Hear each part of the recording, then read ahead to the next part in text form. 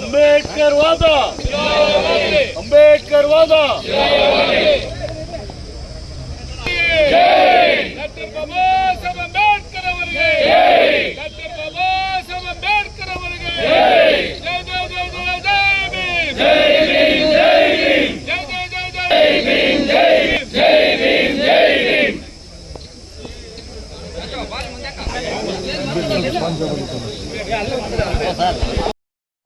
ವಿಶ್ವಕಂಡ ಮಹಾ ಅಜ್ಞಾನಿ, ವಿಶ್ವದ ಮಹಾ ಬೆಳಕು, ಭಾರತದ ಭಾಗ್ಯವಿದಾತ, ಮಹಾಮಾನವತಾವಾದಿ, ಈ ನೆಲದ ಶೋಷಿತ ಸಮುದಾಯಗಳ ವಿಮೋಚಕ ಡಾಕ್ಟರ್ ಬಾಬಾ ಸಾಹೇಬ್ ಅಂಬೇಡ್ಕರ್ ಅವರ 135ನೇ ಜನ್ಮದಿನ.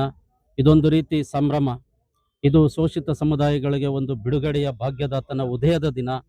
ಒಂದು ಕತ್ತಲ ಜನಕ್ಕೆ ಬೆಳಕನ್ನು ಕೊಟ್ಟಂತ ಮಹಾನ್ ಸೂರ್ಯ ಉದಯಿಸಿದ ದಿನ. ಈ ದಿನ ನಮ್ಮೆಲ್ಲರಿಗೂ ಒಂದು ಜ್ಞಾನದ ಸಂಕೇತ. ಬಾಬಾ ಸಾಹೇಬ್ ಅಂಬೇಡ್ಕರ್ ಅಂತ ಹೇಳಿದ್ರೆ ಅದು ಒಂದು ಜ್ಞಾನದ ಅಗ್ನಿಕುಂಡ. ಅಂತಹ ಅಗ್ನಿಕುಂಡದ ಮಹಾ ನಾಯಕನ ಜನ್ಮದಿನ ಇವತ್ತು.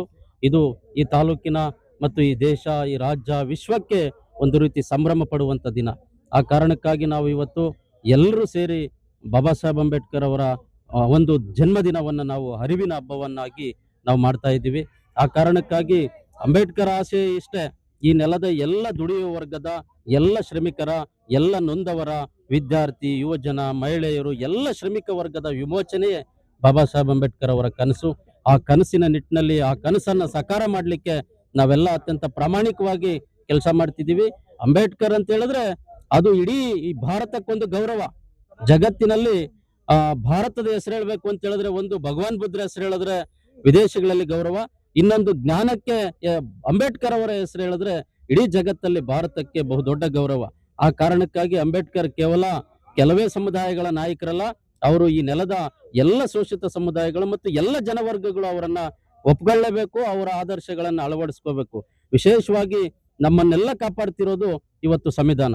ಈ ಸಂವಿಧಾನದ ಅರಿವು ಮತ್ತು ಜಾಗೃತಿಯನ್ನ ಜನರಿಗೆ ಹೆಚ್ಚು ಹೆಚ್ಚು ತಿಳಿಸುವಂತ ಕೆಲಸವನ್ನ ನಾವು ಮಾಡ್ತೀವಿ.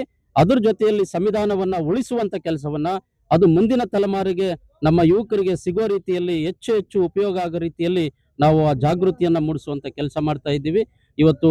ಆ ಕಾರಣಕ್ಕಾಗಿ ಅಂಬೇಡ್ಕರ್ ನಮಗೆ ಮತ್ತೆ ಮತ್ತೆ ಹೊಸ ಚೈತನ್ಯವನ್ನ, ಮರು ಹುಟ್ಟನ್ನ, ಒಂದು ಹೊಸ ಆತ್ಮವಿಶ್ವಾಸವನ್ನ ತುಂಬುವಂತ ದಿನ ಇವತ್ತು.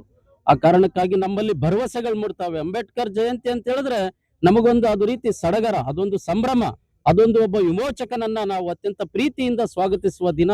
ಇದು ನಮಗೆಲ್ಲ ಸ್ಫೂರ್ತಿಯನ್ನ, ಧೈರ್ಯವನ್ನ, ಅಥವಾ ನಮ್ಮೆಲ್ಲರಿಗೂ ಒಂದು ಹೊಸ ಭರವಸೆಯನ್ನ ಕೊಡುವಂತ ದಿನ ಅಂತ.